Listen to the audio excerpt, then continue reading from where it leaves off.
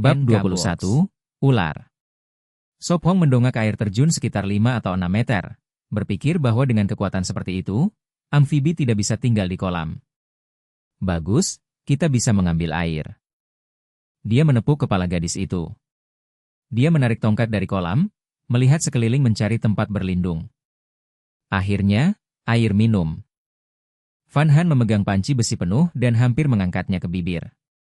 Berhenti, jangan minum. Sop Hong buru-buru menghentikannya. Kenapa? Van Han bingung, memeluk panci dengan wajah linglung. Air harus direbus sebelum diminum. Dia menghela napas, mengambil panci, menatap air jernih, dan menjelaskan. Air liar punya banyak parasit, hati-hati ada ular di perut. Dalam banyak acara bertahan hidup, mereka minum air mentah karena ada tim dukungan, perawatan medis, dan perjalanan singkat. Tapi mereka tidak punya dukungan itu, hidup 1 tahun butuh hati-hati. Terlalu haus, hampir lupa. Van Han gemetar, wajah pucat. Haus ekstrim melemahkan tubuh, hanya naluri tersisa. Ayo, kita cari tempat dekat sini untuk menyalakan api. Melihat bibirnya pecah, dia menuntunnya ke utara. Dia sudah melihat tempat tersembunyi tidak jauh dari air. Seharusnya sudah siang. Dia menatap langit, lalu tanah terbuka puluhan meter penuh batu. Kita akan membangun tempat tinggal di sini? Dia bertanya ragu. Ya, tempat ini bagus, tanah tinggi. Dia menjawab. Bukankah hutan lebih baik, dengan bahan di sana? Dia bertanya penasaran. Hutan terlalu lembab, kita harus tinggal setahun, kita butuh sinar matahari. Dia menatap langit. Hujan sering turun di pulau, mengeringkan pakaian di hutan akan sulit. Mengerti? Dia mengangguk, meski kurang pengetahuan bertahan hidup. Hutan lembab, kayu setengah basah, sulit menyalakan api. Di sini, kayu dibatu kering oleh matahari. Aku akan mengambil kayu bakar. Dia mulai mengumpulkan ranting. Pertama buat alas api. Dia duduk di batu, memotong kayu jadi serpihan. Krek krek krek. Dia mengumpulkan serpihan jadi sarang. Cari kayu lebih keras. Dia mengambil tongkat setebal jari, dan berkata, duduklah dan istirahat. Baik. Dia duduk di sampingnya. Mari kita nyalakan. Dia meletakkan papan, menginjaknya, memutar tongkat cepat. Krek-krek berderit. Setelah menit gesekan, asap muncul dari bagian hitam. Asap. Dia tegang, pertama kali mengalaminya. Dia mengalihkan pandangan, melihat keningnya berkeringat, lalu menyekanya lembut. Pemandangan itu membuat penonton tersentuh. Loli ini terlalu imut. Ibu, aku ingin cinta, beri aku gadis seperti itu. 10 bakso ikan. Hamin menghela napas, bertanya, Guru Fuong, bagaimana dengan api Sop Hong? Uhuk-uhuk, metodenya standar. Fuong lambatuk, tiba-tiba ingin piknik dengan istrinya. Wah, kekasih masa kecil. Ngotin Nguyet menutup mulut, matanya bersinar. T6 din dia minum air, mengernyit karena pahit. Bab 22, api menyala. Ada apa? Sop Hong memutar tongkat kayu, menengadah melihat senyum cerah gadis itu. Ia tertegun, kenapa begitu bahagia? Tidak ada. Van Han menggeleng dengan senyum lembut, lalu mengeluarkan celana tua dari kantong tidur. Sop Hong, boleh aku robek celana ini? Tanyanya. Robeklah, tapi simpan benang kuat, sarannya. Agar tidak putus, Van Han meraut duri kayu dengan kapak lalu mengait benang perlahan. Sop Hong menatapnya serius, lalu menunduk lebih dalam, memutar cepat, asap kian pekat. Krak krak krak. Tongkat menggesek papan, bubuk hitam jatuh dari celah V ke serabut kering. Langkah terakhir. Sop Hong fokus, asap mengepul. Ia menaruh alat, menggenggam serabut, membungkus bubuk, meniup rata. Asap makin tebal, percikan merah muncul, lalu api menyala. Menyala, serunya girang, meletakkan serabut, menambah ranting, api pun berkobar. Van Han menarik napas lega. Aku akan membuat penyangga. Sop Hong cepat memotong batang panjang, mengikat jadi piramida. Dengan kait kayu kita bisa rebus air. Ia membuat kait, mengikat, lalu menggantung panci besi. Kita bisa rebus air, senyumnya. Selesai itu, bebannya reda, kini ada api, air, sebentar lagi tempat berteduh. Kecuali makanan, hampir semua siap hari pertama. Sophong, benang ini bisa pancing ikan? Tanya Van Han sambil terus bekerja. Bisa ikan kecil, tidak besar, tanpa kail, jawabnya. Bertahan di pulau tak terduga, ia kira hutan. Tidak ada jarum, gumamnya. Tidak apa, malam aku buat jarum kayu, meski sulit. Van Han ceria. Baik, jaga api, aku tebang kayu, katanya, mencari ranting kering, menyimpan basah untuk tempat teduh. Aku tidak jauh, hanya dekat, janjinya, tak mau jauh darinya. Pergi. Van Han mengangguk, merobek kain hati-hati. Celana itu sudah dipakai setahun, harus dipikir baik. Tempat teduh penting, hujan bisa bawa penyakit. Ia menebang batang dekat, sebesar lengan, ringan ditarik. Tok tok tok, terdengar. Setengah jam lebih ia kumpulkan belasan batang, mengikat, menyeret kembali. Huf huf. Peluh deras, tenggorokan kering. Mau minum? Tanyanya. Ya. Van Han menyerahkan panci, ia sudah rebus dan mendinginkan dengan sekop sebagai kipas. Sophong menatap bibir merahnya, hati bergetar, tapi dia menerima panci, minum dalam. Bagaimana kita dirikan tempat teduh? Tanyanya. Bentuk manusia, jawabnya mantap. Kita bisa dirikan di dekat batu besar, lebih mudah, tunjuknya. Tidak, tempat itu untuk tempat tetap nanti. Sekarang hanya sederhana, ia menolak. Waktu mendesak, sore pertama perlu cepat. Ia menengadah, menaksir jam 1 atau 2 siang. Ah, aku mengerti. Van Han menepuk kepala, sadar, menyalahkan kelambatannya. Bab 23, membangun tempat berlindung. Saat ini reaksi gadis itu jauh lebih lambat, dengan tubuh yang lemah, Van Han hampir tidak bisa mengikuti pikiran Sophong. Ada orang yang kelaparan hanya sehari tanpa makan, apalagi saat bergerak, 2 hari bisa pingsan.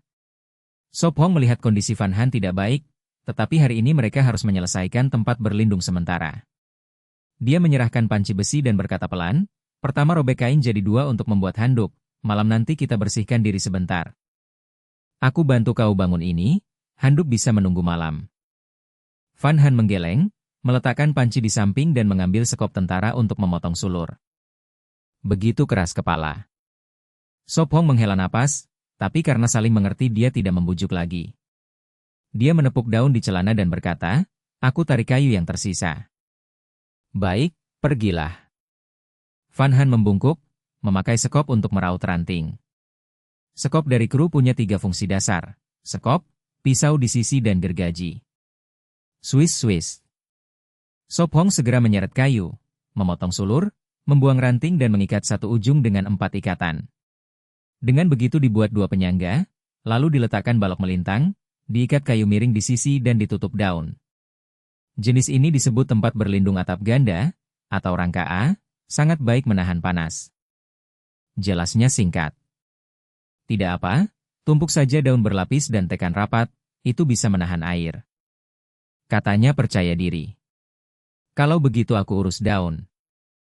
Van Han jongkok, sabar menyusun daun berlapis.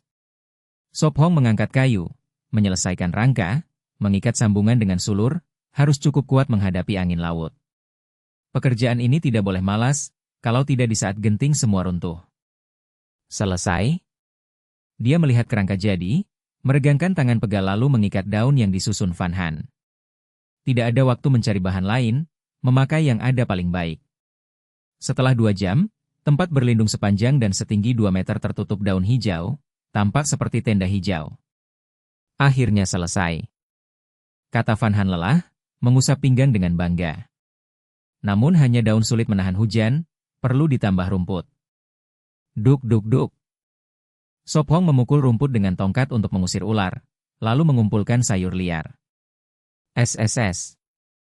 Tiba-tiba ular panjang keluar, dia cepat bereaksi, memukul kepala ular. Bam! Jangan coba kabur. Dia tersenyum, mengambil parang dan menebas, memutus kepala ular. Ini Elaphetae niura, disebut juga ular bunga. Dia pegang tubuh yang masih menggeliat lalu berkata lega, malam ini ada makanan. Dia menggulung ular, mengikat di pinggang dan membawa rumput kembali. Anak itu sangat berani, melihat ular langsung maju bukannya lari. 10 poin, aku suka dia sekarang. Kupikir Van Han tidak berani makan ular, melihat saja sudah takut. Daging ular enak, sekali coba ingin lagi. Hati-hati, parasit.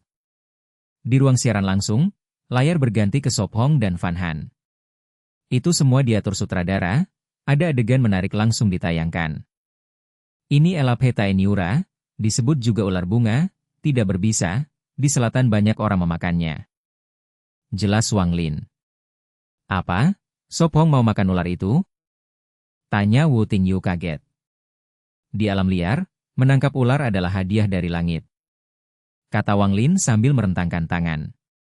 Dia sudah pernah makan banyak ular, rasanya buruk, apalagi dipanggang tanpa bumbu sangat amis. Selain Liu Yemeng yang kebetulan menembak tikus bambu, tim Sop Hong adalah yang kedua menemukan makanan. Kata Hamin. Bab 24, Misterius. Dia ikut tantangan bertahan hidup, pasti dia tidak akan makan daging ular. Aku benar-benar tidak tahu. Hamin ragu, biasanya gadis takut ular. Dia menoleh ke T6 Din dan bertanya, "6 Din, apakah kau berani makan daging ular?" Aku pernah mencobanya. T6 Din menjawab tenang. Hah? Ngotin Nguye terkejut. Dalam tantangan bertahan hidup, jika kau tidak bisa melewati rintangan psikologis, cepat atau lambat kau akan tersingkir. Fuong Lam berkata dingin. Mari kita terus lihat, Sop Hong sedang kembali ke perkemahan. Hamin menatap layar. Saat itu, Sop Hong memanggul rumput kembali ke perkemahan, melemparkannya, lalu berseru, Van Han, lihat apa yang kutangkap. Apa? Van Han menengadah ragu. Sop Hong menurunkan seekor ular dari pinggangnya, mengangkatnya di depan gadis itu, dan membanggakan, bagaimana, malam ini kita punya daging ular. Ini ular? Seekor viper berwarna? Mata Van Han berbinar, dia menerima ular itu, menelitinya dengan cermat, lalu bertanya, bagaimana kau menangkapnya? Saat memotong rumput aku menangkapnya. Sop Hong tertawa lepas. Seekor ular lelah tidak bisa melawan, 2 orang memukulnya dan selesai. Malam ini kita akan merebusnya. Sejak Paman Fong pergi, sudah lama kita tidak makan daging ular. Wajah Van Han meredup. Panti asuhan tidak punya penghasilan, hanya orang tua dan beberapa dermawan menopangnya. Makan enak sulit, mereka hanya bisa mengisi perut, daging jarang, mendapatkannya 2 kali seminggu sudah bagus. Sop Hong dan Van Han tumbuh di panti asuhan, mereka sangat merindukan daging. Daging ular sudah sering mereka makan, semua berkat Paman Fuong yang berburu untuk anak-anak. Ular, katak, ayam hutan, banyak yang ia tangkap. Tentu saja, ular hidup menakutkan, tapi saat mati, di matanya itu hanya makanan. Baiklah, malam nanti kita urus.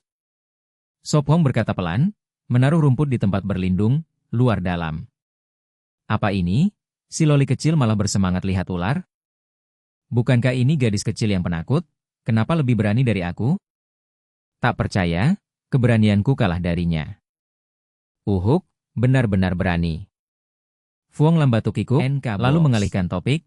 Sop Hong membangun tempat berlindung sangat baik, tampaknya dia sudah mempelajarinya. Ngotin Nguye terdiam, matanya menatap gadis di layar. Dia tidak mengerti mengapa Van Han tiba-tiba begitu berani. Sop Hong sibuk, lupa ada drone di atas. Dia memotong 2 ikatan rumput lagi, menyelesaikan tempat berlindung, terutama lantai dilapisi tebal rumput untuk mencegah serangga. Sebarkan kantong tidur di dalam. Kata Sop Hong. Baik. Van Han membawa kantong tidur, merapikannya, lalu tertegun. Pipinya memerah, dia melihat satu-satunya kantong tidur, pikirannya melayang. Apakah malam ini mereka harus tidur bersama? Tapi bau keringatnya, apakah akan membuatnya sesak? Apa yang harus kulakukan sekarang? Van Han memerah, berguling di atas kantong tidur. Sop Hong mendirikan tenda untuk menutupi api unggun, mencegah hujan, tepat di pintu masuk. Dengan begitu melindungi tempat berlindung dan memberi kehangatan. Lebih penting lagi, menjaga kayu tetap kering. Cuaca di pulau keras, bisa hujan berhari-hari. Tenda dibuat dengan atap miring tunggal, sekitar 60 derajat, sudut ideal untuk memantulkan panas ke dalam dan mengalirkan air hujan. Selesai. Sop Hong menepuk tangan, setelah setengah jam tenda selesai. Sekarang hanya perlu memindahkan kayu dan api. Dia menoleh ke gadis yang sedang mengumpulkan kayu, merasa ada yang berbeda sejak dia keluar. Apa mungkin? Sop Hong menepuk dahinya, mengerutkan kening, lalu bangkit, mengambil kapak, masuk ke semak. 20 menit kemudian, dia kembali dengan seikat sulur. Ya, sesuatu yang sangat penting. Sop Hong mengangguk serius. Sebenarnya apa? Tanya Van Han penasaran. Misterius. Van Han manyun, memutar mata, dan membawa kayu menuju tenda. Bab 25, Ikan Asin. Apakah kau membuat begitu banyak sulur untuk jebakan? Ekor ikan ganda, memang loli kecil di tengah lebih menarik. Aku juga kembali, para penantang lain benar-benar menyedihkan. Banyak penonton pergi lalu kembali, bahkan memberi hadiah, langsung menaikkan jumlah menjadi 9 juta, peringkat ke-7. Kerak-kerak. Selanjutnya adalah menenun. Dia bergumam, memegang sulur dan menyelipkannya di antara tongkat. Tidak, tunggu sebentar dan kau akan tahu. Suop Hong tersenyum, menyelipkan sulur dengan cepat, setiap jarak selebar tinju. HMPH. Van Han mengernyit dan membawa kayu bakar. Suop Hong fokus bekerja, gadis itu kadang berhenti, merasakan hangat aneh di hatinya. Setelah 20 menit, Suop Hong melihat kandang setinggi 2 meter dan mengangguk puas, hanya tinggal 1 langkah. Suop Hong, sudah hampir gelap. Van Han berdiri di samping, menatap langit senja. Tanpa sadar, waktu telah sampai senja. Baiklah. Van Han pergi menyalakan api. 10 menit kemudian dia kembali, kandang sudah tertutup daun, sepenuhnya menutupi bagian dalam. Apa yang kau lakukan? Sekarang bisa katakan? Van Han mendesak. Suop Hong tersenyum, berbisik di telinganya.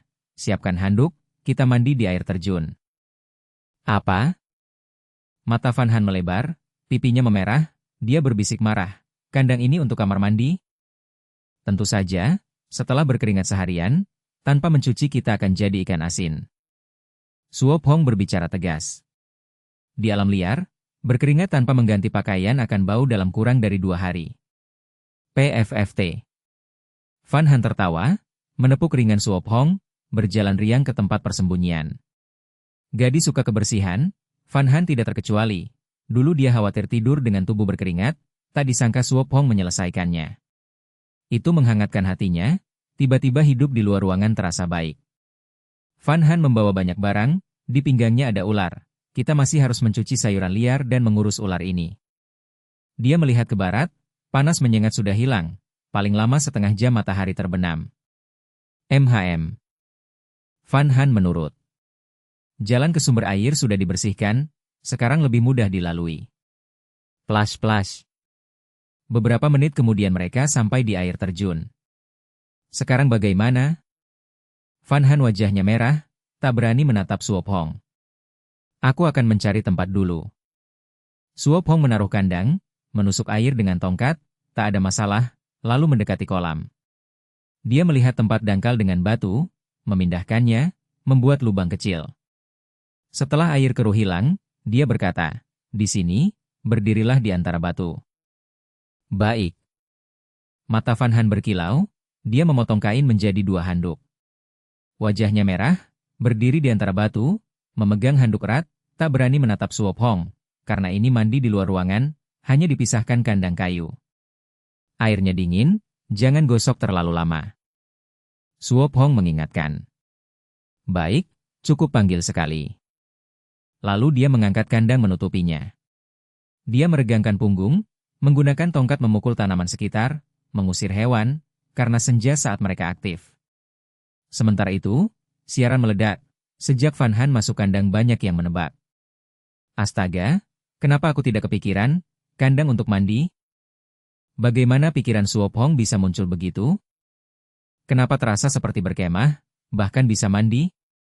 Kasihan penantang lain, malam ini mereka tidur bau. Pemuda itu begitu perhatian, memakai kandang sebagai kamar mandi, aku iri pada loli kecil. Tidakkah kau lihat betapa banyak loli kecil membantu hari ini? Bab 26, ini adalah bau perempuan. Akhirnya selesai. Liu Yetu mengusap pinggang pegal, menatap tempat berlindung yang baru dibangun. Itu gubuk berbentuk A yang dipelajarinya daring. 2 saudari butuh seharian untuk membuatnya. Untungnya, mereka mendarat di hutan bambu kecil. Meski tidak besar, bagi mereka itu anugerah. Bisa dibilang Liu Yemong sangat beruntung. Undian menentukan peringkat sekaligus titik mendarat. Acara memiliki lokasi khas, ada yang mudah buat berlindung, ada yang penuh tanaman. Mereka mendapat titik bambu. Lelah sekali. Liu Yemong membungkuk, enggan bergerak. Boleh istirahat? Tanyanya berharap, ingin berbaring di dalam. Tidak. Liu Yetu menolak, berkata, kita butuh lebih banyak air, lebih banyak kayu, tikus bambu itu belum diurus. Kau iblis. Liu Yemong manyun. Liu Yetu menarik bibir, tahu adiknya sedang berakting, menjawab, anak domba ini harus patuh. Kalau tidak, Liu Yemong bisa akting sendirian tanpa henti. Haha, domba kecil mau tidur dan menghasilkan susu. Liu Yemong melompat, hendak masuk ke tempat. Canda mereka segera usai. Ceklek.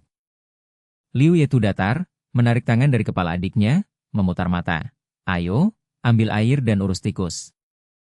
Iya, jawabnya lemah. Bawa busur panah, mungkin ada tikus lain menabrak bambu. Suaranya ringan.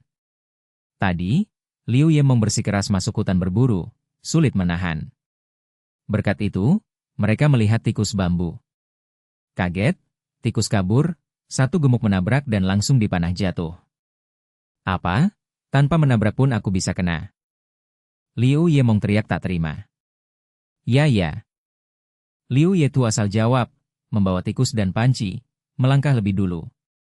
Tunggu aku. Liu Yemong ikut dengan busur. Di luar ada sungai kecil, alirannya sedikit tapi bersih. Beberapa menit kemudian. Kak, pernah bunuh tikus bambu? Tanyanya, ingat kakaknya tak bisa masak. Biar aku. Dia merebut pisau dan tikus, berkata, kakak ambil kayu. Kau bisa? Liu Yetu khawatir. Tenang, aku pernah potong ayam, mirip saja. Liu Yemong melambaikan tangan. Ia pecinta panah, pernah berburu dengan teman, bahkan mengejar ayam hutan. Baiklah, hati-hati pisaunya. Liu Yetu setengah percaya, menatap senja, hampir malam. Dia pergi ambil kayu kering. Saat tiba, mereka memutuskan bangun di sana. Pertama menyalakan api dan merebus air, dengan batu api mudah sekali. Liu Yetu kembali bawa kayu, melihat daging tinggal sedikit, hatinya nyeri. Kak, tikus beres, isi perut dikubur. Liu Yemong senyum, menunjukkan sepotong daging di tangan. Hanya agak amis. Senyumnya pudar, mencium ketiak, meringis, tubuh kita bau asin. Setelah seharian berkeringat, tentu bau. Ini bau perempuan. Liu Yetu berkata santai, tahu adiknya bakal ulah lagi. Liu Yemong memutar mata, bau begini bisa bikin beruang kabur. Sebut beruang, ia teringat, bertanya, Kak, bagaimana Sop Hong dan Fan Han sekarang? Tidak tahu. Liu Yetu geleng, ragu, mungkin tak baik. Benar, tak semua seberuntung kita. Liu Yemong bangga. Ayo, kembali. Liu Yetu bawa kayu. Liu Yemong ikut bawa daging, berkata, menurutku dia menarik, lebih baik dari bodoh di sekolah. Liu Yemong, diam. Pelipis Liu Yetu berdenyut, tak lupa ini siaran langsung. Dia mendesak, cepat, malam hampir tiba. Ya, datang. Bab 27, kegunaan lain. Sop Hong dengan kuat menebas pepohonan di sekitarnya, menciptakan suara keras untuk menakuti binatang liar, lalu melirik ke arah kandang kayu. Dia menatap langit, lalu berjongkok sambil berkata sambil memegang pisau. Sudah hampir gelap, kita harus mengurus ular dulu. Sop Hong menemukan sulur kecil, mengikat ular ke cabang, lalu mulai menguliti dari kepala. Mengikuti pengetahuannya, dia dengan mudah mengupas kulit dan organ. Setelah selesai, ular tampak lebih kurus, panjang setengah meter, tidak terlalu besar, dengan lebih banyak tulang daripada daging, jadi tidak banyak yang bisa dimakan. Tidak banyak daging. Sepertinya hari ini kita hanya bisa makan lebih banyak sayuran liar. Dia memotong daging menjadi potongan seukuran ibu jari. Sayuran liar mudah ditemukan di pulau, tetapi penting untuk tahu membedakannya, kalau tidak semuanya terlihat seperti rumput. Besok aku akan berjalan berkeliling, lihat apa yang bisa dimakan. Dia menatap kandang kayu dan bergumam, kalau tidak aku tidak bisa menggemukkan Van Han. Sop Hong, aku baik-baik saja. Suara Van Han tiba-tiba terdengar. Giliranmu. Wajah Van Han memerah saat dia malu-malu menarik kerahnya. Kamu kedinginan? Tanya Sop Hong dengan khawatir. Sedikit. Van Han menundukkan kepala, suaranya kecil seperti nyamuk, jangan pakai pakaian dalam dulu, tunggu sampai aku mencucinya, malam ini keringkan di api lalu pakai lagi. Sop Hong mengangguk diam, tidak bicara lagi, takut dia terlalu malu. Ini handuk. Van Han memberinya handuk basah dan segera lari. Handuk yang sama? Sop Hong mengangkat kepala, melihat gadis itu dengan jaket longgar, berjongkok mencuci pakaian dalam. Di dalam kandang gelap, dia hanya bisa mengandalkan sentuhan. Dia mencuci celana dan pakaian dalam di air dingin. Huhu. Sop Hong memakai celana lagi, tanpa apa-apa di dalam, merasakan dingin seperti AC. Dia memasukkan pakaian dalam ke dalam tas, berbisik, hanya sekarang bisa mencuci, kalau lebih dingin tidak bisa lagi. Masih ada 1 bulan sebelum musim dingin, kita harus rencanakan dengan baik. Dia menarik kandang kayu dan berjalan ke arah Van Han, yang sedang membilas sayuran. Biar aku, sekalian mencuci. Wajah Van Han merah, tapi dia pura-pura tenang dan mengulurkan tangan. Ya. Sop Hong memberinya pakaian dalam, jantungnya berdetak lebih cepat. Tok-tok. Van Han menunduk, memukul pakaian dengan tongkat, sesekali menggosok, lalu menaruhnya bersama pakaiannya. TSK. Sop Hong tersenyum miring, melihat tongkat kayu membuatnya tenang. Beberapa menit kemudian. Selesai, kita bisa kembali. Van Han memegang panci besi di satu tangan dan pakaian di tangan lain, tampak seperti istri kecil yang lembut. Ya, mari kembali. Sop Hong tersenyum, membawa kandang dan bersiap untuk kembali. Sop Hong, tinggalkan kandang di sini, membawanya repot. Van Han buru-buru menasihati. Tidak, kandang punya kegunaan lain. Sop Hong menggeleng, tersenyum nakal, bawa pulang, perbaiki, bisa dipakai sebagai toilet, jadi kamu tidak perlu masuk hutan. Cepatlah, sudah gelap. Wajah Van Han memerah, mengabaikannya. Baik. Sop Hong melihat punggungnya dan cepat mengikutinya. Drone merekam keduanya di bawah matahari terbenam, bayangan mereka penuh kehangatan, seperti adegan anime. Mereka seharusnya baik-baik saja. Gumam Sop Hong. Ya, mereka pasti punya daging untuk dimakan. Dia setuju dengannya. Dia juga percaya kelompok lain akan baik-baik saja, karena ada pemburu, mantan tentara pasukan khusus, dan ahli bertahan hidup. Tapi kenyataannya, hanya penonton yang tahu. Akan bertahan lebih dari 1 bulan. Kata Sop Hong percaya diri. Tujuannya bukan hanya 1 bulan, tapi hadiah besar, tanah yang sangat dia idam-idamkan. Bab 28, Malam Pertama. Sudah lama aku tidak melihat langit seperti ini. Van Han mendongak, matanya penuh kerinduan. Ia tidak ingat sejak kapan, tetapi selalu terburu ke sekolah lalu pulang, tidak pernah berhenti menatap langit. Jangan khawatir, mulai sekarang kamu akan selalu melihat pemandangan seperti ini. Sop Hong, selagi belum terlalu gelap, mengambil sekop insinyur untuk menggali lubang. Klak, klak. Suara logam membentur batu membuat merinding. Kalau begitu aku mulai memasak makan malam. Kata Van Han lembut, suaranya halus, ia hanya menghela sedikit napas lalu melanjutkan. Baik. Jawab Sop Hong, menumpuk lumpur di tepi lubang, berniat menutupnya setelah dipakai. Itu hanya toilet sementara. Nanti setelah cukup makanan mereka akan membuat tempat tinggal baru dengan air. Hu, hu, hu. Sep Hong memperlambat kerja agar tidak terlalu berkeringat. Ia mengikat sangkar kayu, lalu menggali parit di sekitar tempat berlindung untuk mengalirkan air. Selesai. Setelah setengah jam bekerja dengan cahaya api kecil, parit pun selesai. Guruh. Tiba-tiba guntur menggema di cakrawala. Sep Hong mendongak, langit hitam pekat, bulan pun lenyap. Ia mengernyit dan bergumam, apakah malam ini akan hujan? Jauh di sana kilat melintas, diikuti suara guntur. Guruh. Sepertinya hujan sudah turun di kejauhan.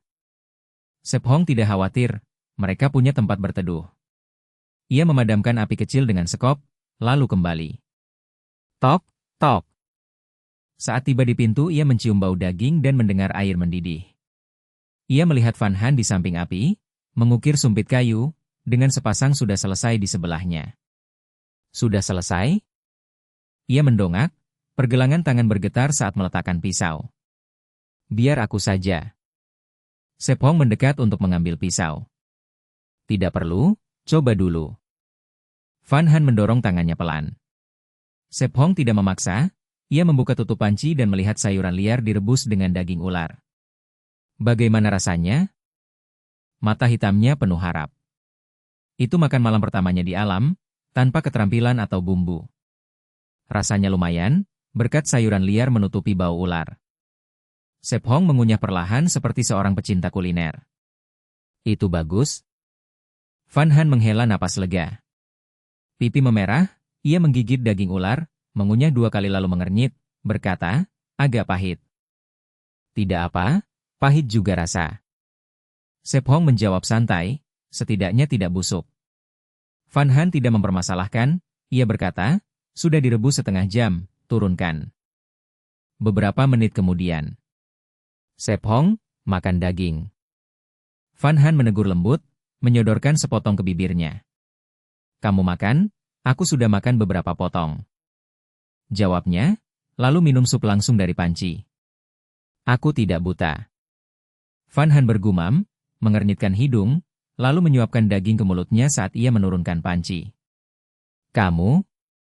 Sep Hong tertegun, lalu tersenyum dan mengunyah. Makanlah lebih banyak, besok kamu butuh tenaga. Van Han berbisik, mengambil sayuran untuk dimakan. Baik, aku kenyang, sisanya untukmu. Sep Hong melempar tulang ke api, meregangkan punggung, mengingatkan, habiskan, jangan sampai baunya menarik beruang malam hari. Kamu? Van Han manyun dan berkata kesal, kamu harus makan lebih banyak daging, aku ingin kurus. Diet lain kali. Sep Hong menggerutu, alasan itu buruk, jika lebih kurus lagi hanya tinggal kulit dan tulang. Melihat ia ingin membantah, ia menenangkan, aku sudah kenyang, makan banyak sayur dan sup, tidak bisa lagi daging. Van Han menghela napas dalam hati, alasannya selalu buruk. Aku tidak suka daging. PFFT. Sep Hong hampir menyemburkan darah, ia berbohong dengan wajah datar, makin lihai. Ia menatap 3 potong daging ular tersisa, cepat mengambil satu dan memasukkannya ke mulut, bicara samar, jangan menyerah, 2 potong terakhir milikmu. Van Han ingin bicara lagi, tapi tatapannya membungkam, ia patuh memeluk panci dan makan. Begitulah sering terjadi, bahkan saat masih di kamar sewa, mereka selalu beradu cara agar yang lain makan lebih banyak daging. Bab 29, tidak boleh bermalas-malasan. Van Han cepat memasukkan daging ular ke panci besi, menggoyang tepi agar tercampur dengan sayuran liar. Sop Hong menatapnya, lucu tapi getir di hati. Panci sebesar kepala berisi setengah kaki ular tanpa kulit, bercampur dengan setengah panci sayuran, jadi sup liar. Sop Hong makan 1/5, sedikit lebih dari semangkuk, cukup kenyang. Sisanya untuk gadis itu, hanya 3 atau 4 bagian kenyang, sebagian besar sayur dan kuah. Inilah bertahan hidup di alam liar. Dia bergumam, dibandingkan dulu, kini terasa penuh. Dia pikir awalnya hanya lapar, tapi pesta akan datang, alam bukan untuk menderita tapi untuk dinikmati. Aku sudah kenyang. Van Han puas meletakkan panci, menepuk perut. Bawa pisau kayu. Sop Hong melihat matanya polos, tidak membongkar kebodohannya. Baik. Dia menghela napas lega dan menyerahkan. Sop Hong tersenyum melihat wajah gugupnya. Tidak apa, besok akan lebih baik. Ya, aku percaya. Van Han tertawa. Aku buat jarum kayu, malam ini kita jahit 2 pakaian dalam. Sop Hong memilih cabang keras. Dia mengambil pakaian di samping, menggantung di rak dekat api. Saat menggantung pakaian dalam, dia melirik kamera, bergeser menutupinya lalu memasang. Krek-krek. Suara ukiran terdengar, Sop Hong menatap wajahnya memerah karena api. Balik terus, kalau tidak gosong. Ah! Dia terkejut lalu cepat membalik kain. Krek-krek. Bibirnya melengkung, pikirannya mudah ditebak, cepat membuat jarum kayu. Dia memberinya. Aku potong alur kecil di belakang, ikat benang di sini, bisa dipakai menjahit. Baik. Dia menerimanya, mengikat erat, jarum siap. Pertama kali dia menjahit pakaian pria, tanpa pengalaman. Ikuti model itu, gunakan kain di pinggang sebagai ikat pinggang. Dia menunjuk celana yang dikeringkan. Aku coba. Dia menatap lalu mulai. Di malam hutan, tidak boleh bermalas-malasan, kesepian membuat pikiran gelisah. Orang kota tiba-tiba di hutan, tanpa telepon, tanpa makanan cepat, tanpa komputer, merasa kehilangan, bosan, marah, lalu menyerah. Krek-krek. Sop Hong mengukir sambil membelah kayu, ingin membuat sendok agar tidak minum dari panci. Malam bagus untuk itu, ukir sumpit dan sendok untuk dipakai. Setelah beberapa saat. Boom. Langit malam bergemuruh, keduanya berhenti. Hujan akan turun? Van Han takut bertanya. Dia menatap tempat berlindung dari kayu dan daun, takut bocor atau runtuh. Ini kuat? Dia bertanya. Tenang saja, asal bukan angin kencang, tahan hujan. Sop Hong menenangkan. Beberapa menit kemudian. Titik-titik. Hujan turun ke atap, suara jernih masuk telinga mereka. Bab 30, Bertahan hidup liar sejati. Hujan mengguyur atap tempat berlindung, suara tetesan bergema di telinga Duong Tuong, membuatnya makin kesal karena bocor. Duong Tuong duduk dengan jaket di samping api, mata kosong menatap jamur yang dipanggang di rak kayu. Klop-klop. Aku lapar sekali. Ia menepuk perutnya, melihat air menetes dari daun di atas, setelah seharian bekerja tempat itu masih bocor. Sama sekali tidak seperti di video. Ia mengertakkan gigi, menunduk ke api, bau keringat kotor di tubuhnya makin mengganggu. Sebelum datang, ia menonton video survival. Semuanya tampak mudah, makanan, tempat tinggal. Tapi baginya, tidak ada yang berhasil. Sehari penuh hanya dapat beberapa jamur, tubuh pegal, air pun sedikit. Pengetahuan tanaman liar yang dipelajari tidak berguna. Jongkok di rumput semuanya tampak gulma. Akhirnya hanya menemukan jamur bisa dimakan. Krek-krek. Di luar, Ton Bing kehujanan memotong ranting dengan pisau militer, menumpuk daun menutup atap. Jika sendirian, sedikit bocor tidak masalah, tapi ada tuannya, harus tetap kering. Puih. Ton Bing mengusap wajah, meludah air hujan. Sudah lama tidak melihat ini. Ia tersenyum tipis, menunduk, terus menambah daun. Ia tidak tahu hujan ini akan lama, tapi setidaknya kebocoran jangan makin parah, atau malam ini tidak bisa istirahat. Hujan dingin sekali. Semua itu direkam drone dan disiarkan langsung. Ton Bing gila, masih bekerja di hujan deras. Duong Tuong menjijikan, seperti tuan muda manja. Tidak membantu, hanya duduk dengan jaket di dekat api. Seharian hanya Ton Bing yang kerja, Duong Tuong mengganggu, dia cuma datang main. Nyata, sangat nyata, ini baru survival. Kasihan Ton Bing, satu tim dengan babi. Di ruang siaran, sutradara mengganti adegan, memberi lebih banyak layar untuk yang akan segera tereliminasi, karena nanti hilang. Setidaknya Duong Tuong harus memberi jaketnya pada Ton Bing. Hamin menegur. Dia tidak akan tahan lama lagi. Fuong Lam melirik T6 Din, merasa canggung. Tadi siang ia mengejek Sop Hong dan Van Han tidak tahan sehari, tapi mereka bertahan, sementara Duong Tuong sekarang memalukan. T6 Din tersenyum tipis, mata tajam seorang ahli bela diri melihat jelas. Tatapanmu sangat tepat, Enam Din. Hamin memuji. Kebetulan saja. T6 Din tersenyum lemah. Ia memang perwira bela diri nasional, tapi hanya tingkat latihan fisik, bertahan di alam belum tentu bisa, apalagi Duong Tuong, pewaris manja. Dari pandangan helikopter siang tadi, ia sudah tahu Duong Tuong hanya bergantung pada Ton Bing, tidak melakukan apa-apa. Kini, Duong Tuong makin kesal, tidak ada yang membuatnya senang. Seorang pria terbiasa kenyamanan modern tidak tahan derita ini. Yang terpenting adalah mentalitas salah, ia datang seperti wisata, bukan karena hadiah. Puih, rasanya buruk. Duong Tuong menggigit jamur lalu melemparnya ke api. Jamur panggang tidak ada rasa, hanya bau hangus, membuat mual. Ia memutar mata, menepuk paha, bergumam, benar, hampir lupa aku masih ada bisnis untuk ditandatangani. Dengan alasan itu, dan ingin pergi, ia tak ragu lagi. Baik. Suara serak Ton Bing terdengar. Tuan muda, makanlah dulu. Ia mengambil tusuk jamur gosong, meniup, menggigit dengan senyum puas. Ton Bing, jangan makan, ini gosong.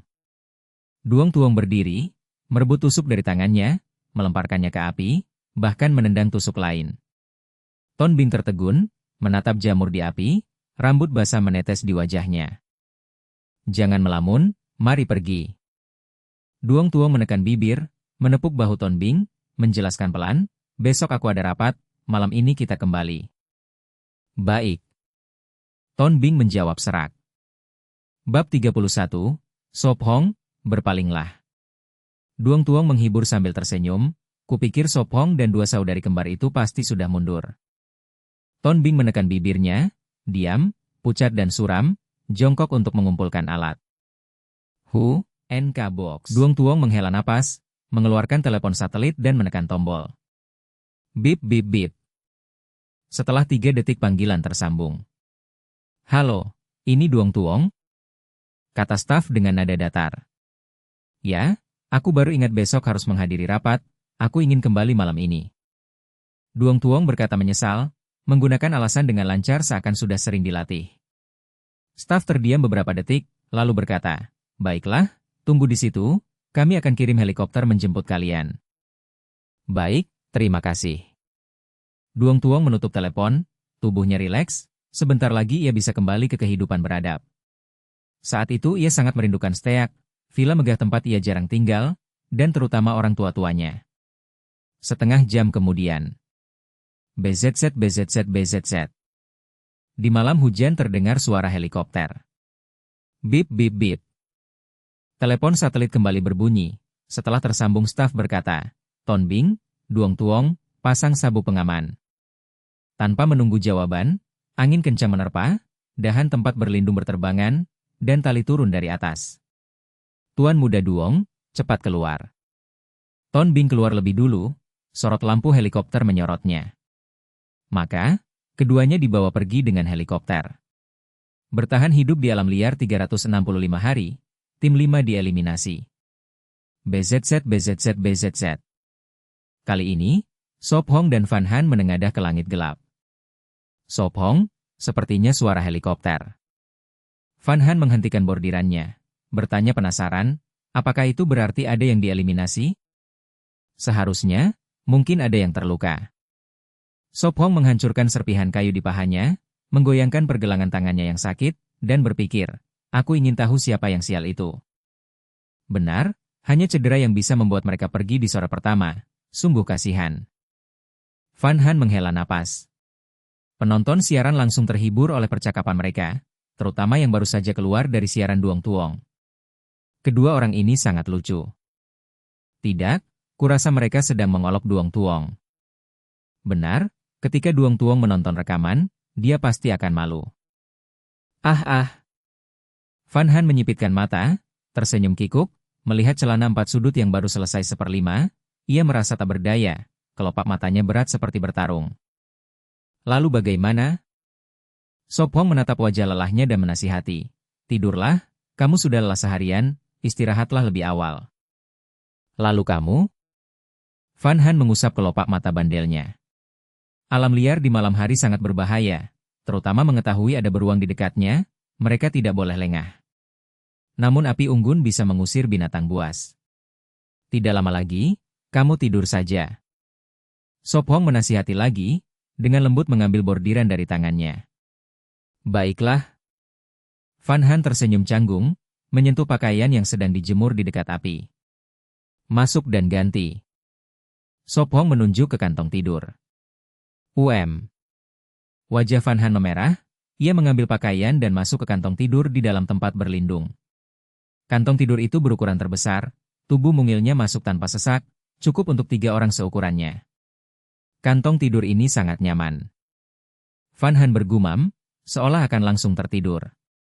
Ia menggelengkan kepala, berpikir bahwa di bawah jaketnya tidak memakai apapun, ia berusaha keras untuk mengenakan pakaian. Saat hendak melepas jaket, ia menoleh ke api unggun, matanya bertemu dengan Sop Hong. Pipi semakin merah, malu-malu berkata, Sop Hong, berpalinglah. Baiklah. Sop Hong tak kuasa tertawa, berpaling, lalu menyesuaikan kamera agar tidak merekam kantong tidur. Beberapa menit kemudian. Sudah. Suara takut Van Han terdengar. Tidurlah. Sop Hong kembali menoleh, menatap jaket di atas kantong tidur. Van Han menjawab pelan, menatapnya sekali lagi lalu menutup mata dengan tenang. Sop Hong menatap malam hujan, menambah kayu bakar, bergumam, semoga besok tidak hujan, kalau tidak akan merepotkan. Bab 32, Gadis Kesepian. Kicauan burung terdengar, dulu itu suara yang indah, tapi kini mengganggu mimpi manis. Ngo? Van Han mengeluarkan desahan samar, hidungnya bergerak, kehangatan membuatnya menggesekkan tubuh. 1 detik, lalu 2, lalu 3 detik berlalu. Gadis itu perlahan sadar, tiba-tiba membuka mata dan mendapati dirinya berada dalam pelukan Sop Hong. Pipinya langsung memerah, telinganya panas, tubuhnya kaku, ia merasa sangat canggung. Yang paling mengejutkannya adalah kakinya berada di paha Sop Hong, dan lengannya melingkari pinggangnya, hangat dan lembut membuatnya makin gugup. Huhuhu. Untuk pertama kalinya dalam keadaan begitu, ia menarik napas dalam beberapa kali, menahan rasa malu, mencari cara keluar dari kekakuan itu. Takut kalau mereka bangun bersamaan akan lebih canggung, Van Han perlahan menarik tangannya dari pinggangnya, lalu juga menggeser kakinya. Tidur begini, dia tampak begitu imut. Ia menatap wajah tidurnya, fitur tampannya dilunakkan oleh pesona polos. Ia segera menggelengkan kepala, mengusir pikiran aneh, lalu dengan hati-hati keluar dari pelukannya, merangkak keluar dari kantong tidur. Benar-benar agak dingin. Ia diam-diam mengenakan jaket, memakai sepatu tahan air, lalu melangkah keluar dari persembunyian. Begitu ia pergi, Sop Hong membuka mata. Sebenarnya, ia sudah terbangun saat dia bergerak, hanya saja berpura-pura tidur agar dia tidak malu. Tadi malam ia berjaga sampai tengah malam, lalu masuk ke kantong tidur, begitu menyentuhnya langsung terlelap. Tidak ada yang ambigu, karena saat terlalu lelah, tidak ada tenaga untuk memikirkan hal lain, hanya tidur. Beberapa menit berlalu, Sop Hong akhirnya bangun. TCH? Ia menggigil saat keluar, buru-buru mengenakan celana, meregangkan tubuh di tempat, membiarkan tubuhnya menyesuaikan dengan udara dingin. Tandai. Ia memerintahkan dalam hati, kalender simulasi muncul, kotak hari keempat menyala. Ia lalu menutup antarmuka, menghela napas, masih harus menunggu 3 hari lagi untuk mendapat paket hadiah. Ia melangkah keluar dari persembunyian, melihat Van Han keluar dari kamar mandi kayu, tersenyum dan melambaikan tangan. Selamat pagi, NK Box. Selamat pagi. Wajahnya memerah, matanya beralih, menghindari tatapannya. Sepertinya baru lewat jam 6. Ia bergumam, menatap ke arah awan putih. Ia juga menengadah ke cahaya pagi, diam. Setelah beberapa saat, ia menoleh, melihatnya menyalakan api. Mari rebus air dulu, lalu nanti kita jelajahi sekitar. Katanya sambil menyalakan api. Biar aku yang ambil air, tidak terlalu jauh. Usulnya, tangannya menggenggam erat panci besi. Toh tidak perlu selalu berdua pergi. Tugas sederhana seperti ini bisa ia tangani sendiri. Sop Hong ragu, matanya jatuh pada wajah tegasnya, lalu mengangguk, bawa tongkat kayu, lakukan seperti aku kemarin. Mereka baru saja tiba, jejak yang ditinggalkan masih samar, apalagi setelah hujan deras, binatang tidak akan menghindari mereka, hanya setelah lama tinggal. Baik, aku mengerti. Van Han mengangkat panci dan tongkat, berjalan menuju air terjun. Kalau ada apa-apa, teriak keras. Ia mengingatkan. Baik. Ia melambaikan panci, lalu berlari kecil pergi. Benar-benar, takut tapi tetap memaksa pergi. Ia bergumam, menatap langkah cepatnya, seolah menebak pikirannya. Bang bang bang. Ah-ha. Oh-ha. Lakha. Tak kusangka Van Han bisa sepolos ini. Bibirnya bergerak menahan tawa, merasa dia sangat manis. Ia teringat setengah tahun hidup bersama, dia selalu tanpa pengertian, berpura-pura dewasa. Ia menghela napas, mungkin inilah wajah bahagianya yang sebenarnya. Sepertinya hewan-hewan sudah aktif sejak pagi. Ekspresinya berubah serius, ia dengan hati-hati memeriksa jejak, di antaranya jejak rubah dan ayam hutan. Bab 33, masalah pertama yang harus diselesaikan. Untuk memasang jebakan perlu tali, Espong menoleh ke sekeliling dan segera menemukan kulit kayu yang bisa dianyam. Di alam liar tali sangat berguna, jika tidak ada maka harus dibuat, dan kulit kayu adalah bahan terbaik. Biasanya orang memilih kulit kayu yang kuat seperti pohon vitor. Ia melirik punggung Van Han di kejauhan, lalu mengambil kapak, memilih pohon dan mulai mengupas. Di bawah bilah tajam potongan besar terlepas dengan mudah, ia mengupas beberapa sebelum berhenti. Tiba-tiba ia mendengar suara aneh gadis itu. Ah. Ha. Hello. Van Han sudah menimba air dan dengan gembira kembali. Aku ingin suatu hari dia melihat penampilannya sekarang. Ia tersenyum, melirik drone di langit dan membawa kulit kayu ke perkemahan. Apa itu barusan? Van Han berhenti, waspada menatap hutan, seolah ada bayangan melintas. Lebih baik cepat kembali. Apakah ini jejak kaki? Saat berlari ia melihat bekas di lumpur lalu berhenti. Aku tidak melangkah di sini. Sesaat kemudian ia sadar itu jejak siapa. Espong lewat sini, apa dia khawatir padaku? Senyum cerah merekah, rasa takut hilang. Terengah ia melambat, menggerutu, tapi suaranya penuh kegembiraan. HMPH, dulu waktu aku bertanding, dia bahkan minta izin pada guru untuk diam-diam mengikutiku, membuat Lisa menertawaiku lama sekali. Nah Espong, dia menganggapku anak kecil. Gadis bangga itu bergumam, semangatnya kembali, bahkan bersorak di tengah kerumunan. Kupikir Espong sangat imut. Aku ingin kakak seperti itu.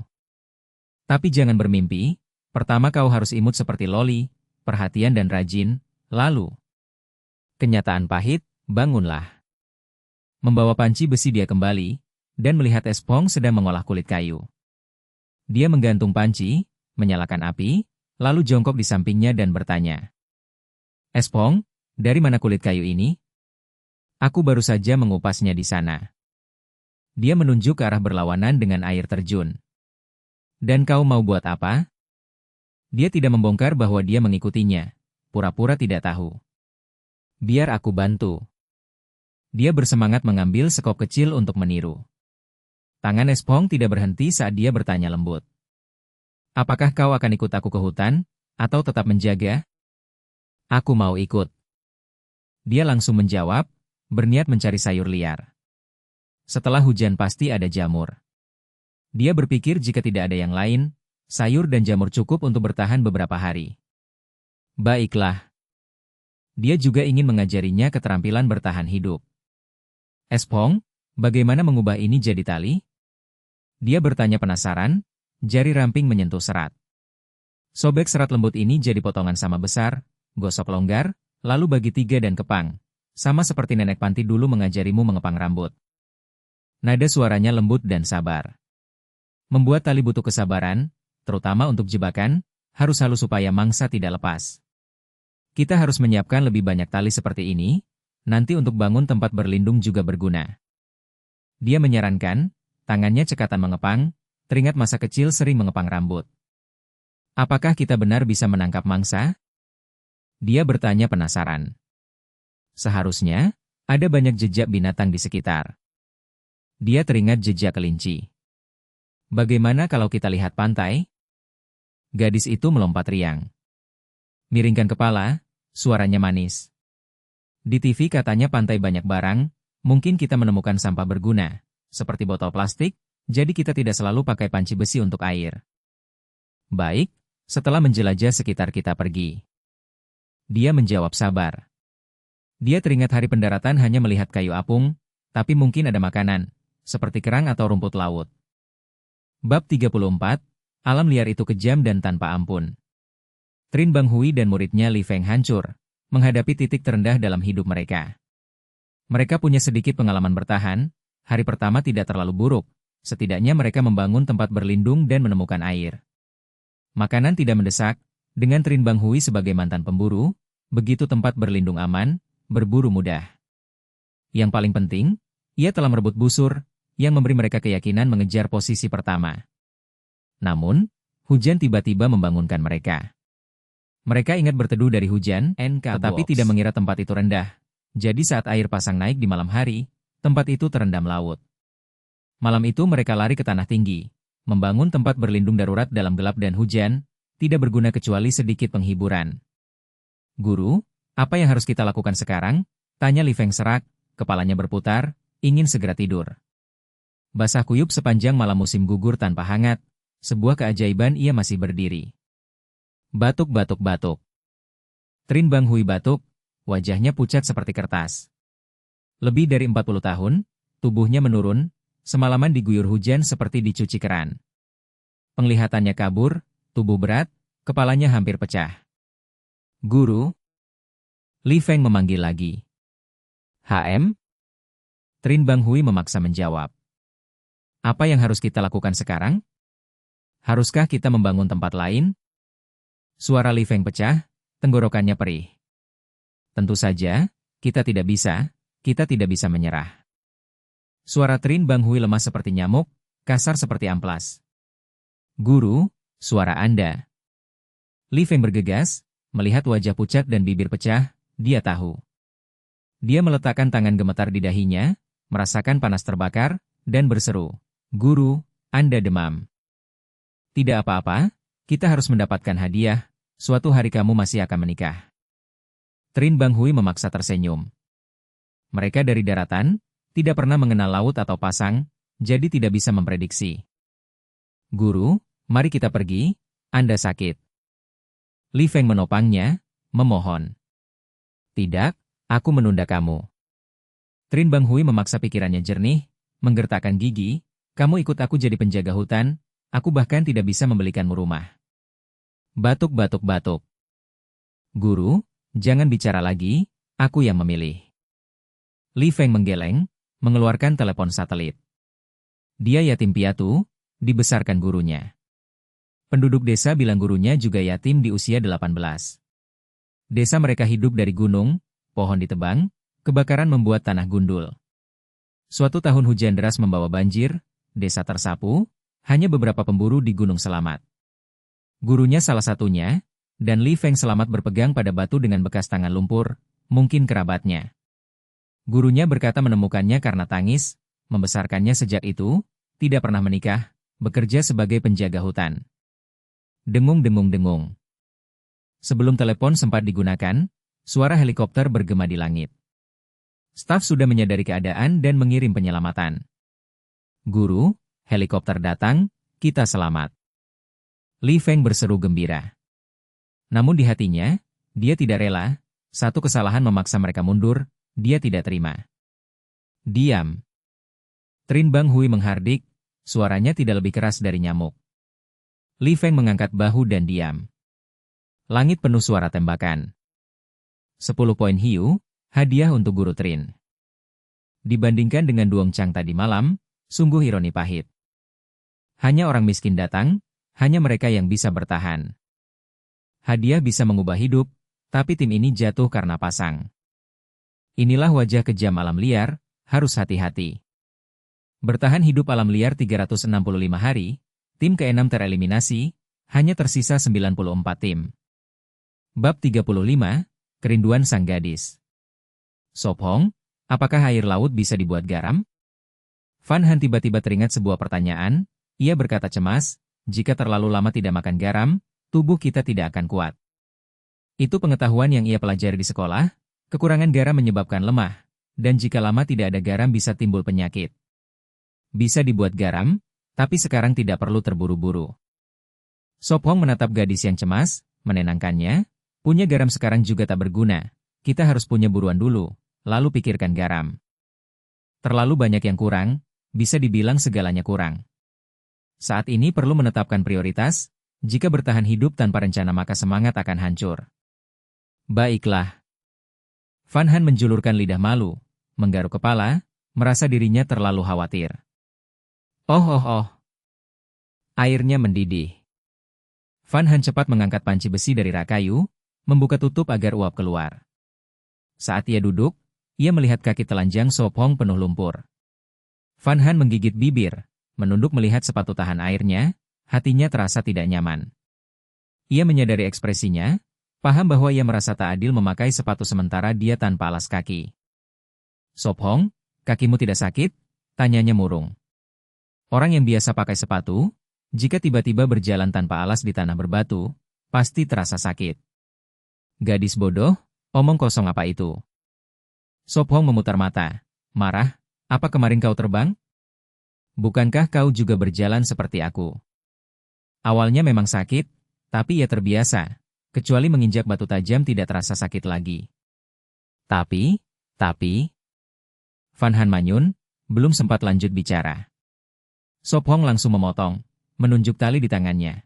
Bukankah kau belajar membuat sepatu dari nenek pengasuh? Buatkan aku sandal tali. Van Han, yang rajin sejak kecil, telah belajar banyak dari orang tua. Baik, serahkan padaku. Matanya berbinar, kesedihan hilang. Tanpa peduli kotor, ia angkat kakinya dan ukur dengan tali. Perasaannya tulus, jika ia rasa benar, ia lakukan sepenuh hati. Van Han, setelah sekian lama kau masih rajin begitu. Sop Hong menunduk menganyam tali, berkata, saat kecil, waktu festival musim semi, kita dapat permen lebih sedikit, kau lari minta tambahan pada nenek pengasuh. Kau juga kurang 1 permen. Wajah Van Han memerah, ia berkata malu, itu hanya kebodohan masa kecil. Tapi aku ingat kau memberikannya padaku. Sop Hong tersenyum hangat, lalu aku tanya nenek, dia bilang kau hanya minta 1. Bukankah dulu kau bilang ingin 2? Aku sudah makan duluan. Wajah Van Han makin merah, ia mendongak dan berseru, Sop Hong, jangan sebut itu lagi. Baik, aku tidak akan. Sop Hong mengangkat bahu, tersenyum nakal. Sebenarnya ia tak pernah tanya nenek, jadi jelas permen itu darinya. Kisah masa kecil mereka membuat siapapun iri. Sejak kecil gadis itu sudah baik pada Sop Hong, tak heran dia diam-diam melindunginya. Keheningan berlangsung setengah jam. Akhirnya ia mengerutkan kening, ragu, lalu bertanya, Sop Hong, malam itu, apakah kau yang menaruh permen di bawah bantalku? Ya. Sop Hong terkejut, tapi mengangguk. Kalau begitu, kenapa tak mengaku saat kutanya dulu? Van Han menyipitkan mata. Uhuk-uhuk, aku takut kau memberikannya kembali. Ia batuk malu, tak berani jujur. Saat kecil, ia sudah memberinya permen, lalu diam-diam melihat orang lain makan, terutama coklat, yang tidak ia punya. Wajah Van Han memerah, ia sudah menduga tapi tak pernah yakin. Permen coklat itu masih ia simpan di kotak kecil, belum dimakan. Kini ia tahu pasti itu darinya. Ia segera ganti topik, menyerahkan sandal yang baru dibuat. Nih, coba apakah pas? Pas. Sop Hong mencobanya, memang cocok. Ternyata pas sekali. Van Han mengangguk puas, lalu menganyam sandal satunya. Kali ini lebih terampil. Bab 36, Pemusnahan Total. Baik, mari coba ini. Van Han menyerahkan sepatu lain kepada Sop Hong.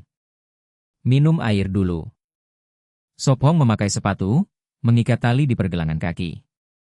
Ia mengacungkan jempol pada gadis yang sedang minum. Keterampilanmu masih bagus. Hehe. Van Han tersenyum malu, menyerahkan panci besi. Kamu juga minum sedikit. Apakah kita menjelajah sekarang? Van Han menatap hutan dekat. Ya, Sebaiknya sebelum terlalu panas. Sop Hong mendongak ke matahari. Matahari membuat uap naik, menjadikan hutan pengap. Aku ambil topi. Van Han kembali ke tempat persembunyian, mengambil 2 topi dari celana robek, masing-masing memakainya. Ikuti aku dari dekat. Sop Hong menyampirkan tali di bahu, membawa kapak dan sekop militer membuka jalan. Mereka mulai menjelajah sekitar perkemahan, mencari makanan. Hujan semalam membuat hutan basah, tetesan jatuh saat menyentuh daun. TSK. Sop Hong mengerutkan kening, tubuhnya basah kuyup, untung celana tempur menjaga pakaian dalam tetap kering. Ia suka topi sederhana buatannya, menjaga rambut tetap kering. Daun mugwort? Apakah kita memakannya saat kecil? Van Han bertanya. Ya, tanaman yang sama, kita bisa ambil lebih banyak. Sop Hong berbisik. Mugwort adalah sayuran liar umum untuk masakan. Potong seikat untuk dibawa.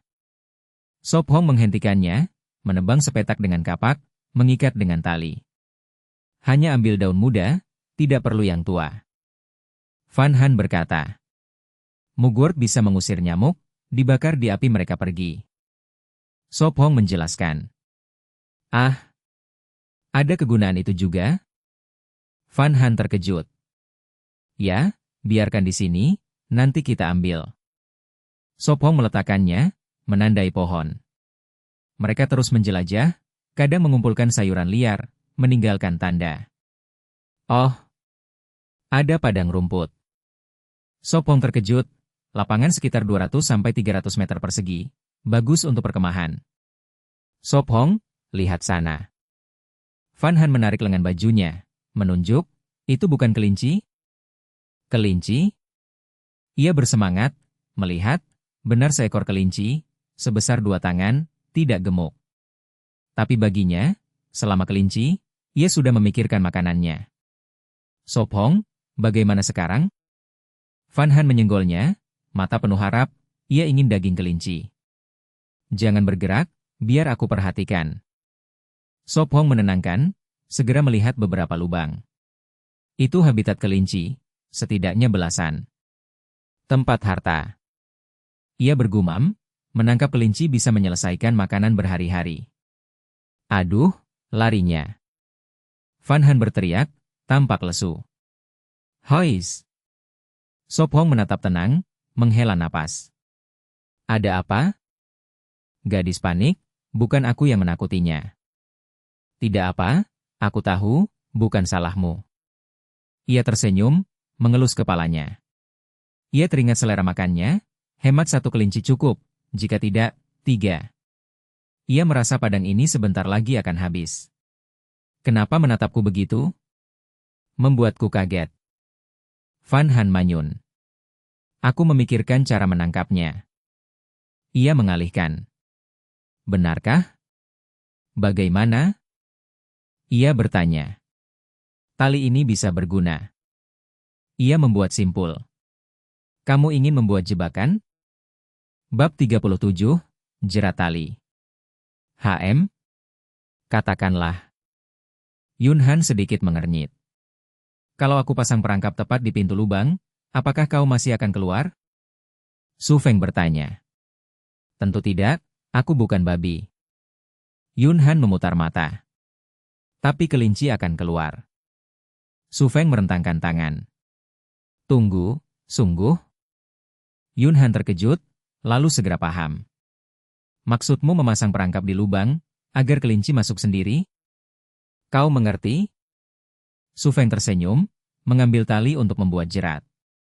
Ya, aku paham, cukup tutup pintu lubang, tunggu kelinci masuk, tanpa umpan. Yun Han mengangguk. Sekarang kita harus menutup beberapa pintu keluar. Su Feng memerintah. Maksudmu pepatah kelinci punya 3 lubang? Yun Han tahu kebiasaan itu. Ya, kelinci pandai menggali, terowongan bersilang, tali kita terbatas, hanya bisa pasang di beberapa lubang. Kata Su Feng pelan. Aku akan cari batu. Yun Han berseru penuh semangat. Jika berhasil, dia akan makan daging kelinci, mungkin lebih dari 1. Tak perlu, gunakan sekop untuk menutup lubang. Su Feng tersenyum, menyerahkan alat. Ia berjalan ke lubang, membawa tali, mengamati lalu memilih yang paling banyak jejak. Tak lama, lubang sebesar kepala dipersempit sebesar telapak. Su Feng, lubang ini terlalu kecil, kelinci mau keluar? Yun Han bertanya sambil jongkok. Mau, saat pintu lain ditutup. Su Feng yakin. Ia mempersempit lubang agar kepala kelinci keluar dulu, jerat langsung menutup saat tubuhnya keluar. Lubang mana yang kututup? Yun Han bingung. Pilih yang paling sedikit jejak.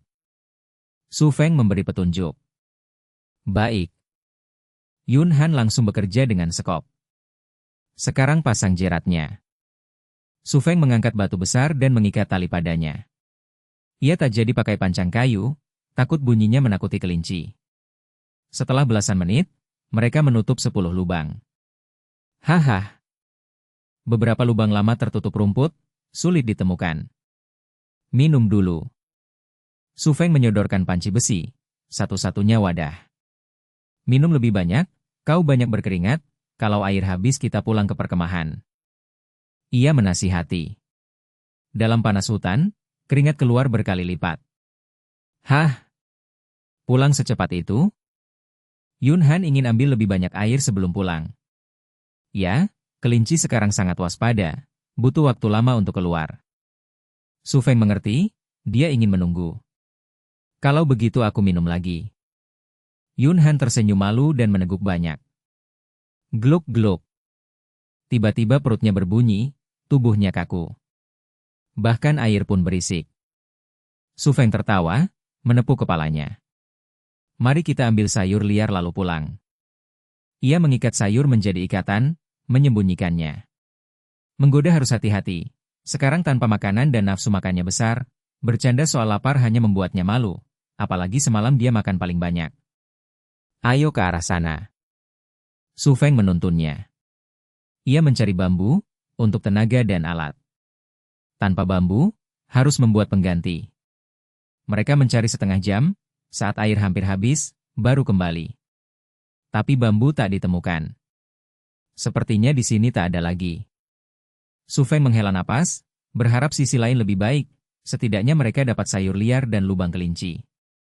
Perasaan mendesak muncul, mereka harus simpan cukup makanan sebelum musim dingin, jika tidak sulit bertahan. Baiklah. Mata Yun Han penuh harapan. Bab 38, Perencanaan yang kurang matang. Huf-huf. Fan Han terengah, langkah berat, bibir tergigit, memaksa diri mengikuti Sop Hong. Ia membawa panci besi dengan sedikit air, seikat sayuran liar di punggung, banyak yang tidak dikenalnya. Istirahat singkat tadi belum cukup, ia sudah letih, bibir kering, perut lapar, kepala pusing. Ia tahu keringat terlalu banyak menguras tubuh, seperti saat latihan militer di sekolah. Huf-huf. Ia mencoba mengatur napas, mata kabur menatap sosok di depan. Sop Hong membawa ikatan lebih besar, waspada dan membuka jalan. Ia menyeka keringat di dahi, agar tidak mengaburkan pandangan, sadar bahwa di alam liar luka di panas ini bisa bernanah dalam sehari. Fan Han, istirahat sebentar.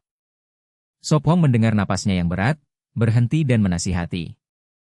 Minumlah sedikit air, lalu punya tenaga lagi. Tidak usah, kita sudah berhenti, tunggu sampai padang rumput. Ia menggeleng keras kepala. Dengarkan aku, duduk sebentar. Ia tahu gadis itu hampir sampai batasnya. Hujan semalam membuat jalur becek, lebih sulit dari setengah hari berjalan. Aku masih bisa. Ia bersikeras, meski sadar semakin istirahat semakin ingin berhenti. Konflik batin muncul. Wajahnya pucat, keringat deras, bahkan lekuk tulang selangka menampung keringat, jelas ia sangat terkuras. Ia tahu tubuhnya kehilangan terlalu banyak air dan energi. Uhuk-uhuk. Ia mencoba menolak tapi, takut menumpahkan air, akhirnya membiarkan dipaksa minum. Ia khawatir pingsan akan merepotkannya, jadi ia menghabiskan semuanya. Jangan khawatir, kita tidak perlu buru-buru, cukup kembali sebelum malam. Sop Hong duduk di sampingnya, suara rendah. Mungkin, dengan menunggu, ada kelinci terjebak. Ia mengangguk ringan, melepas topi, rambut hitamnya basah oleh keringat. Lain kali, Setelah hujan, jangan pergi jauh. Ia menatap matahari terik, berpikir bagaimana kurang pengalaman dan tidak mempertimbangkan tenaganya membawa mereka ke keadaan ini. Kita harus membuat wadah untuk menyimpan air. Ia memikirkan kekurangan air, yakin itu akan menolong. Nanti kita cari cara. Ia menjawab lembut, mengingatkan diri untuk tidak hanya bergantung pada buku, tapi juga keadaan nyata. BZZ. Ia mengeluh, menepis nyamuk yang berkerumun, tak terhitung jumlahnya. Ia mematahkan ranting, membantu mengusir, bertekad menyiapkan penolak serangga saat kembali. Semalam nyamuk membuatnya marah, terus berdengung di telinga. Tentu saja, dengan daging kelinci kita bisa bertahan sebulan. Suaranya tenang. Kesulitan dan lelah bisa melemahkan, tapi hanya jika dibiarkan. Panas, nyamuk, dan hutan adalah ujian tekad. Hihi, kita belum dapat kelinci. Ia tersenyum, terbawa optimisme. Kalau kita dapat, bagaimana memasaknya? Ia tersenyum, mengibaskan ranting mengusir nyamuk. Aku rasa sebaiknya kita buat sup, begitu kita bisa makan lebih banyak. Ia tersenyum penuh harapan. Ayo, kita periksa jebakan. Ia mendorong. Ya. Ia menggenggam tangannya, berdiri, meninggalkan lelahnya. Bab 39, Horor bercampur sukacita. Sop Hong menarik gadis itu berdiri lalu meletakkan sayuran liar dari Van Han ke tanah. Sebagian besar digunakan untuk membangun naungan, sesuatu yang ia kumpulkan diam-diam tanpa terlihat kamera. Efek naungan masih belum pasti, tapi jika bagus, kelak di kota bahkan bisa jadi usaha. Aku masih bisa. Ucap Van Han lemah, nadanya tidak alami. Tanaman liar memiliki daya hidup kuat, terutama di tempat banyak air, jalan yang dibersihkan segera tertutup kembali. Kali ini Sop Hong sengaja memperlambat langkah agar gadis itu bisa mengikuti. Saat pergi butuh setengah jam, tapi saat kembali ke padang rumput butuh hampir 1 jam. Huf, akhirnya sampai padang rumput. Kalau begitu istirahat sebentar. Bisik Sop Hong. Matanya yang gelap menyapu padang, tapi tak melihat kelinci bergeliat. Apakah kau menangkap kelinci? Van Han memaksa bertanya, mata berbinar harapan. Sop Hong menekan bibir, berpaling, enggan melihat kekecewaannya. Sop Hong. Suara bergetar Van Han terdengar. Ia terpaksa menoleh, melihatnya menatap ke depan, tubuh gemetar. Tangan mungilnya menusuk pinggangnya. Ketakutan, lihat, itu serigala atau anjing? Serigala? Tubuhnya terkejut, segera menoleh, tepat melihat kepala hewan muncul di tepi padang. Baru saja keluar? Bagaimana mungkin? Ia fokus dan berseru, mengapa ada serigala merah di sini? Ia bingung, ini pulau, bagaimana bisa muncul spesies darat? Ia menggenggam sekop insinyur dan kapak, melindungi gadis di belakang, mata waspada mencari serigala merah lain. Serigala merah? Mata Van Han membelalak, tangan kecil menutup mulut, menatap ketakutan ke tepi. Sering menonton saluran dunia hewan, ia tahu serigala merah, penghuni kawanan dipimpin pemimpin kuat dan licik. Sop Hong, apa yang kita lakukan? Ia merapat, mata gugup menyapu sekitar, takut kawanan tersembunyi.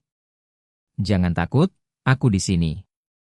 Sop Hong menenangkan, sekarang hanya bisa mengamati. Mungkin terkejut, serigala menatap mereka lalu perlahan mundur ke hutan. Itu pergi. Van Han menunjuk, berbisik, apakah akan memanggil temannya? Tidak apa, kita aman.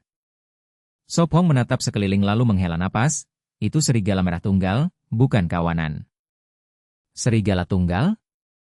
Ia tertegun, lalu tenang, seekor serigala takan menyerang 2 manusia. Ya, kurus lemah, tanpa kawanan sulit berburu. Ia berkata lembut.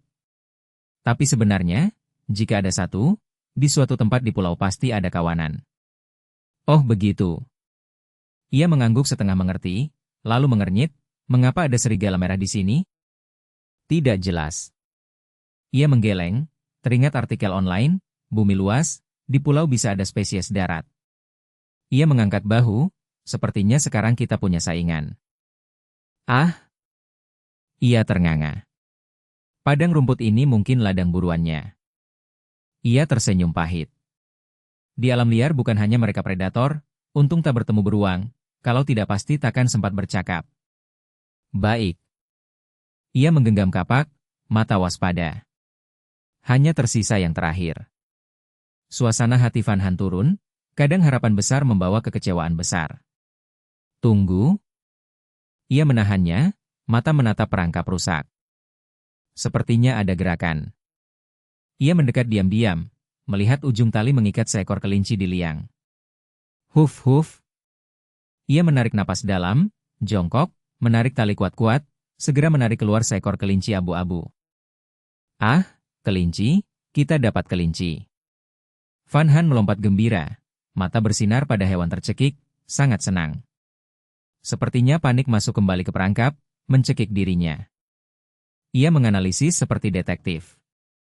Sekarang kita punya daging. Ia mengangguk riang. Bab 40, bertahan hidup sangat sulit.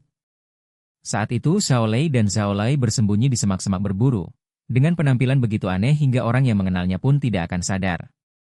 Orang bisa curiga ras mereka, karena kulit kuning telah dilumuri lumpur hitam. Bang! Zhao Lei menepuk punggungnya dengan marah. Nyamuk di sini terlalu banyak. Sejak mendarat kemarin, mereka terus diganggu nyamuk tanpa henti. Dulu mereka mengandalkan teknologi atau tanaman tertentu, tapi kini harus berburu sambil mencari tanaman berguna. Punggungmu belum tertutup lumpur semua, kan? Zhao Lei memutar ke belakang saudaranya, melihat ada bagian terbuka. Karena tidak menemukan tanaman yang dikenali, mereka pakai cara yang diajarkan San Bing. Aku berkeringat banyak, nyamuk pasti menggigit. Zhao Lei menghela napas, mengoleskan lumpur ke punggung. Nyamuk di sini seleranya berat. Zhao Lei mengusap dagu. Setelah mendarat, mereka memilih tempat tinggi dekat air, menghabiskan sehari membangun tempat berlindung sederhana, melewati malam hujan dengan gigitan nyamuk. Hewan di sini susah ditemukan, dan kita tidak punya busur panah. Zhao Lei menghela napas melihat tongkat kayu. Jangan putus asa, fokuslah sekarang. Zhao Lei berbisik mengingatkan. Ia ingat di kantin helikopter mereka harus tampil bagus agar penonton memberi hadiah. Meski tanpa hadiah besar, tip bisa menghibur. Uhuk, aku tahu. Zhao Lei melirik kamera drone, memaksakan senyum kaku. Lihat, mangsa. Zhao Lei menurunkan suara tiba-tiba. Di mana? Zhao Lei melotot. Di balik pohon itu, kau mengitari, jangan biarkan lari. Zhao Lei menunjuk. Baik.